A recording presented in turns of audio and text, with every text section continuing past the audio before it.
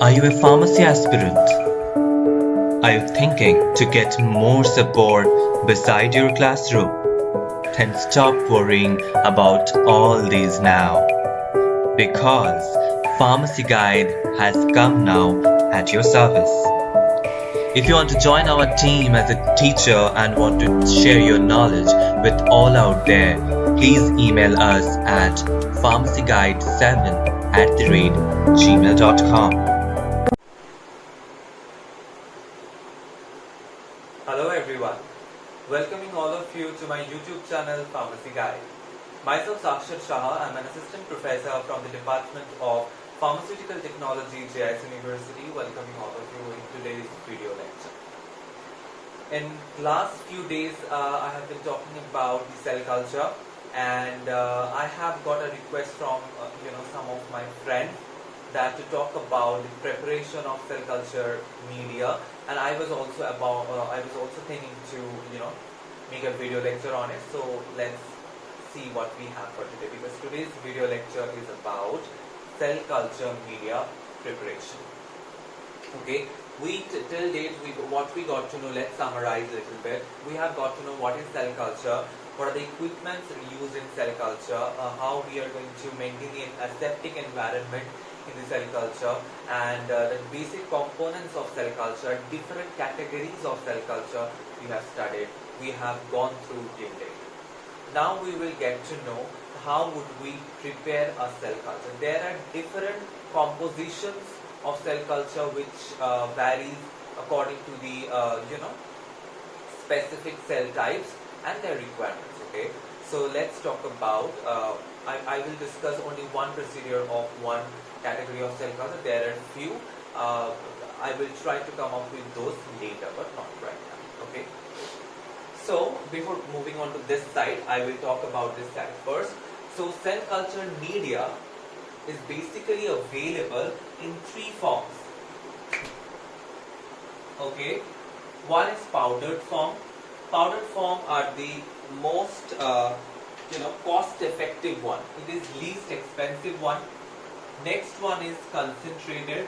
Concentrated as in, once you have the concentrated forms of culture media, you have to dilute it and a direct solution or working solution. You can utilize it, you can use it directly. You don't have to mix it up, you don't have to do anything. Okay, in case of powdered culture media, you do have to sterilize it. Okay, so that is one of the requirements here. In case of concentrated one, you have to dilute it because it is in a concentrated form. So now powdered media, sterilized and filtered. You have to sterilize it and it is powdered. So powdered particles are there. So in the culture media, that should be homogeneous in nature. A solution which you are going to prepare, so that will be a solution, right? So that solution should not be having a single particle. That's why a very good ultrafiltration is required. That's why sterilization is required and filtration is required. So what is being said, it should be sterilized and filtered prior to addition of serum, as foaming occurs during the addition of serum, which can denaturate the protein present in the powdered medium. What is being said, you have to add the serum in it, okay? Because serum provides vitamins, serum provides proteins as well, right? Because we have already spoken that the serum is a very good carrier of vitamins. Vitamin B complex is highly required in the culture medium. So the sterilization and filtration should be done beforehand, because it causes, whenever you are adding the serum in the culture media, foaming occurs, and that foaming may denaturate the protein during the sterilization or filtration. That's the reason sterilization and filtration, this part should be done before, and after that you will be adding the serum. After adding serum, you will not go for this sterilization and filtration, otherwise protein will be denaturated. Next is, media should be stored at 4 degrees centigrade. It should be stored at 4 degrees centigrade. If you have to store it, like it has come, you have in excess, then you will be storing it at 4 degrees centigrade. And this two information I have given earlier, I guess, that adherent cells means anchorage dependent cells, which need a solid support to grow. So adherent cells, the the media for adherent cells to grow is MEM. Okay, you will be hearing the MEM media because it is one of the most used and most you would say famous synthetic media in case of animal cell culture. MEM media. MEM media, the full form of MEM is minimal essential media. This is the full form I'm writing here. MEM, minimum,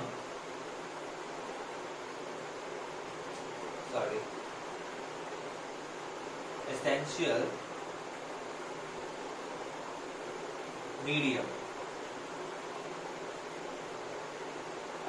Minimal, it will be minimal, not minimum, minimal essential medium. The full form of MEM is minimal essential medium, and in case of suspension cell which grows in the suspension, it does not need a solid support, which will grow in the RPMI 1640 medium. This is the name of the media, okay?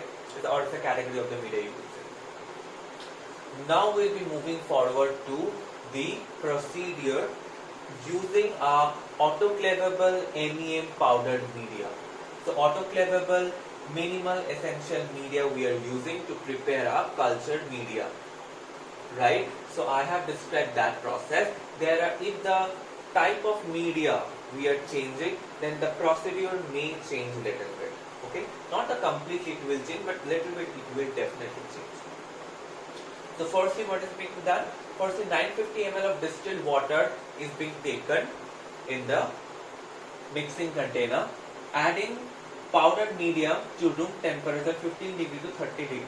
So the room temperature should be, it should be kept in the room temperature, the powdered medium, and you are adding that powdered medium, that is MEM medium in the powdered form, we have to 950 ml of distilled water.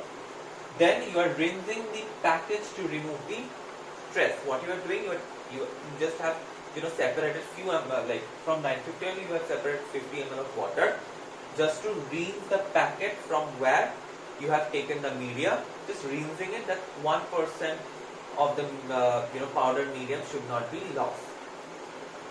After doing that, the fourth point is, after dissolving, adjust the pH up to 4.1 to 4.2. So this pH is towards the acidic pH. So if it is acidic pH, so we will use 1 normal HCl to adjust it. Okay, so we will be using 1 normal HCl to adjust it. So we are making the pH 4.1 to 4.2.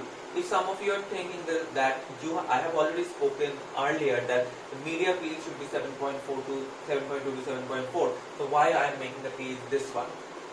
So how it is being related? I will discuss that later. I am coming into that. So after that, we are dispensing 95 ml, only the 95 ml of that media, of the solution, to 100 ml of bottle, or you would say a conical flask, and don't cap tightly. Don't close the cap very tightly. It should be loose enough, not very tightly you are closing it up. No. After that, you have to autoclave it for 15 minutes. For 15 minutes autoclaving, what is the temperature you will be requiring in the autoclave? 121 degree centigrade and 15 lbs pressure. Okay, 15 lbs pressure, 121 degree centigrade temperature you are giving to the autoclave, and you are autoclaving the solution. After that, you are taking it out after 15 minutes and allowing it to come to the room temperature. Whenever it is hot, you will not go for any other process or any other steps coming forward. Once it is in the room temperature, what you will do, you will add 3 ml of 7.5% of sodium bicarbonate. You will add this 7.5% of sodium bicarbonate. Why it is using? Where we are using it? This is the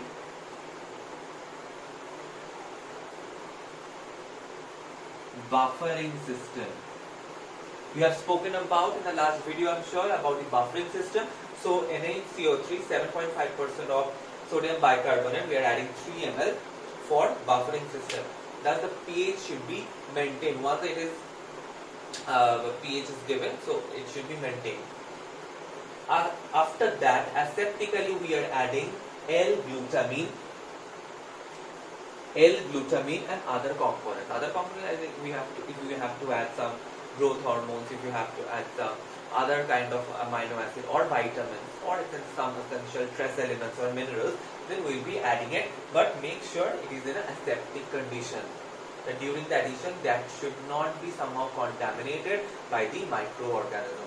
That we have to keep in mind during the addition. And after that, we will adjust the pH at 7.2 to 7.4 in this range by the use of, obviously, NaOH. 0.1 normal or so, NaOH we will be adding, and we will be adjusting the pH up to 7.2 to 7.4.